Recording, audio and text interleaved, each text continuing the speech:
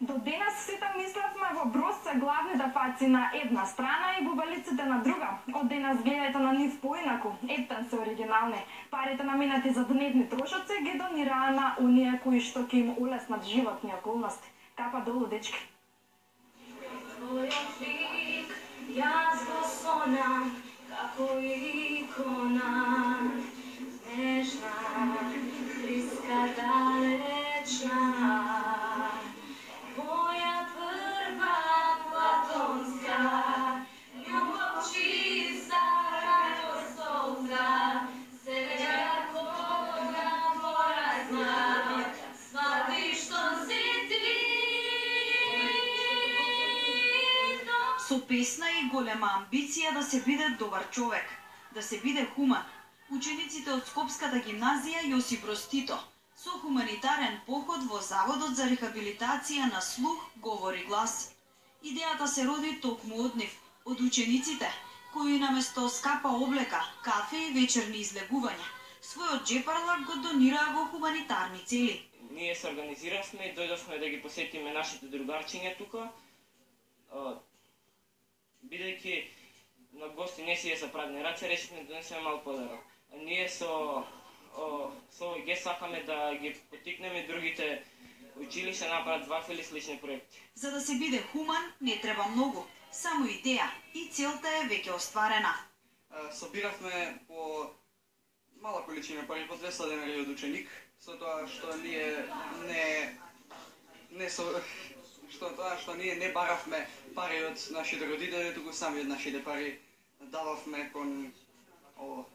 Пример се за многу ученици и тука не застануваат со хуманитарниот поход. Оваа хуманитарна акција ќе продолжи, понатаку имаме и друг проект, инклузија на деца со посебни потреби и исто така и за тој проект ќе се потрудиме многу и ќе се надеваме дека ќе направиме големи насмевки на лицата на овие деца.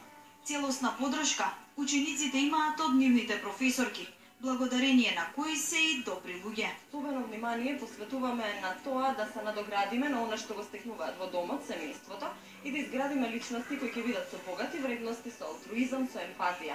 На крајот само би додала дека доброто воспитание е најголемото богатство кое што можеме да им го оставиме на нашите деца. Навистина среќна што сум дел од овој настан денеска, кој што почна пред многу години од едни деца прекрасни кои што имаа сон да го сменат светот и навистина го сменија со хуманитарни дела. И сега дојдоа едни други прекрасни деца кои што предизвикот го прифатија и како прв чекор дојдоа во овој завод кој што гледате како прекрасно да ви дочека. Мисијата ја остварија, но овие ученици подготвени се да се вклучат во проекти и тоа од светски размери. Се вклучуваме во Американската лига каде што глобалните проблеми и наш капитален проблем во нашата школа ќе се реши и ние сме решени тоа да го истираме до крај, нели? Сакаме да го изчистиме ѓубрето во светот, значи во светски рамки. Насмевката кај младите дечиња, едно благодарам до учениците, а благодарам и од оделот кој се грижи за овие дечиња. Голема чест ми и задоволство кој што сме ние вклучени исто и нашата установа, пред се јавна здравствена установа, Завод за рехабилитација на слух говори глас. И ние сме како партнер заедно вклучени во овој хуманитарен проект или добротворен проект насловен од деца за деца. Настојуваме овој проект да роди заедна соработка, заедничка соработка, да вложи труд, се со цел да се избегне дискриминација меѓу младите лица.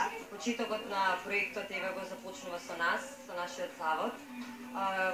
Ова позади нас е делот уствари на овие млади луѓе, хумани луѓе кои што се сетиле воопшто за децата каде што навистина е потребна оваа помош. Директорката горда на своите ученици. Сум навистина пресрекна, се гордеам на моите ученици кои што истовремено се поттик со најголема желба, предизвик и потсетување за сите останати училишта да се вклучат на вакви добротворни хуманитарни проекти. Ова нека биде само пример за сите млади луѓе, каде треба да ја насочуваат енергијата и како да станат подобри луѓе.